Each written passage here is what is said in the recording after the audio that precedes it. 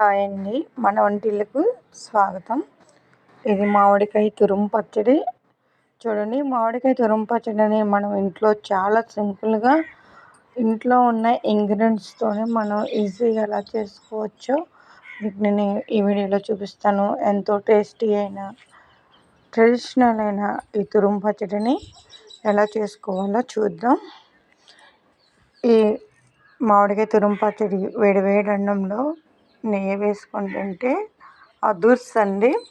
అసలు ఆ టేస్ట్ని మనం మాటల్లో అయితే వర్ణించలేము. చూడండి, ఇంకా ఇది అన్నంలోనే కాదు, ఇంకా ఏ టిఫిన్స్లోకైనా మనం వేసుకోవచ్చు. ఇడ్లీ, దోశ, పునుగులు, ఇవా ఏ టిఫిన్స్కైనా మనం వేసుకొని తినొచ్చండి. అప్పటికప్పుడు చేసుకోవచ్చు, లేదంటే ఒకేసారి చేసి మనం 6 నెలల పాటు నిల్వ ఉంచుకోవచ్చు. మామిడికాయ తురుము పచ్చడి ఎలా చేయాలంటే, ముందుగా మామిడికాయలు నేను 2 మామిడికాయలు పెద్ద సైజు తీసుకున్నానండి. ఇలా పైన పీల్ తీసేసుకొని ఇలా ఒక కోరు, మీ దగ్గర ఎటువంటి మోడల్ మామిడికాయ కోరుకునేది ఉన్నా సరే ఈ విధంగా ప్లేట్లో పెట్టుకొని ముక్కలు చేసుకొని, పెద్ద మామిడికాయ కదండి, మన చేతికి అమరవు కదా, అలా ఒక పెచ్చు అలా తీసుకొని మామిడికాయ కోరి ఇలా గుజ్జు తీసుకోండి. ఇప్పుడు దీన్ని ఒక గిన్నెలో వేసుకోండి. మొత్తం వేరేక ఒక మిక్సింగ్ బౌల్ అనమాట. అలా మనం కలుపుకోవటానికి ఈజీగా ఉండి ఒక గిన్నెలో వేసుకొని ఒక గ్లాస్ ఉప్పు వేసుకోవాలండి. పావుసేరు గ్లాసు, ఇంకా 200 గ్రామ్స్ ఉప్పు ఉంటుంది. తర్వాత ఒక స్పూన్ పసుపు, ఒక స్పూన్ మెంతిపిండి, అలాగే ఇంకొక స్పూన్ ఆవపిండి కూడా వేసుకొని, తర్వాత కారం అండి 200 గ్రామ్స్ లేదా ఒక పావుసేరు గ్లాస్ కారం కూడా వేసుకోవాలి.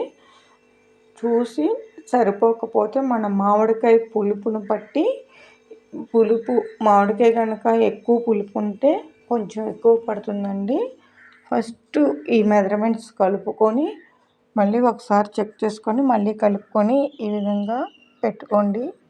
మూత వేసి ఒక 1/2 అవర్ ఇలా ఉంచి తర్వాత పోపు చేసుకోవాలి. చూడండి, 1/2 అవర్ తర్వాత ఈ విధంగా ఉంటుంది. ఇప్పుడు మనం పోపు చేయడానికి స్టవ్ మీద ఒక కళాయి పెట్టుకొని వేరుశనగ నూనె కానీ పప్పు నూనె కానీ, తప్పనిసరిగా సన్ఫ్లవర్ ఆయిల్ అయితే వాడుకోకూడదండి. వేరుశనగ నూనె అయితే నేను వేసాను. ఆయిల్ బాగా వీటెక్కినాక ఎండుమిరపకాయలు వేసుకోండి. ఒక 5-6 ఎండుమిరపకాయలు. వీటిని ఫ్రై చేసిన తర్వాత ఇంకా పోపు దినుసులండి, ఆవాలు, సాయమినపప్పు, పచ్చెనగపప్పు, ఈ పోపు దినుసులు వేసుకొని తర్వాత జీలకర్ర వేసుకోండి ఒక స్పూను.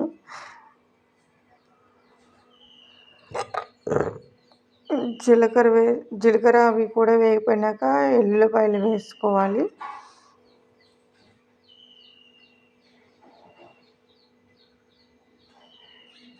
వెల్లుల్లిపాయలు 2 పెద్దవి వేసుకోండి, బాగుంటుంది. తర్వాత అలాగే ఒక కరివేపాకు కూడా వేసుకొని బాగా కలుపుకొని స్టవ్ ఆఫ్ చేసి మన పచ్చడిని కూడా వేడి వేడి నూనెలో వేసి కలుపుకోవాలి. ఇలా కలపడం వల్ల పచ్చడి నిల్వ ఉండటానికి బాగుంటుందండి. అందులో వాటర్ ఏమన్నా ఉంటే ఎగిరిపోయి ఆ వేడి అందులో నీరుని పీల్చివేసి మనకి పచ్చడి అనేది నిల్వ ఉండటానికి బాగుంటుంది. ఇలా బాగా కలుపుకోండి. ఈ విధంగా ఆ వేడి మీద మామిడికాయ పచ్చడిని తాలింపులో బాగా కలుపుకొని చల్లారి పెట్టుకోవాలి. ఇలా తిప్పుతూ ఉంటే వేడి పచ్చడి పీల్చుకొని చల్లారిపోతుందండి. బాగా చల్లారిపోయినాక ఇలా గాజు సీసాలో కానీ ప్లాస్టిక్ డబ్బాలో కానీ వేసుకుంటే మనకి పచ్చడి 6 months అయినా ఉంటుంది. ఓకే ఫ్రెండ్స్, వీడియో నచ్చితే వీడియోకి లైక్ చేసి ఛానల్ సబ్స్క్రైబ్ చేసుకోండి. Thank for watching. బాయ్.